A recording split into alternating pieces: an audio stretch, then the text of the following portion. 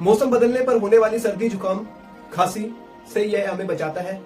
यह हमारे शरीर में गर्मी का उत्सर्जन करता है, यानी कि हमारे शरीर में गर्मी को बढ़ाता है। एलर्जी होने पर इसे किया जाए तो तुरंत लाभ मिलना शुरू होता है। अस्थमा पेशेंट्स के लिए यह एक ऐसी मुद्रा है, यदि वह इस मुद्रा में बैठते हैं तो उनकी समस्या ज्यादा नहीं बढ़ेगी। सर्दियों के मौसम में अस्थमा के पेशेंट्स को काफी प्रॉब्लम आने लगती है, वह इन प्रॉब्लम्स को इस मुद्रा से टाल सकते हैं। आयुर्वेद के अनुसार इस मुद्रा के द्वारा कफ व चर्बी को जलाया जाता है। यह मुद्रा कफ व चर्बी को जलाती है। यह हमारे शरीर में गर्मी का उत्सर्जन करती है, जिससे कि कफ व चर्बी जलती है। कफ कम होने से आपको सांस लेने में कोई परेशानी नहीं होती, आपकी सांस से जुड़ी हुई समस्याएं सुलझ जाती है।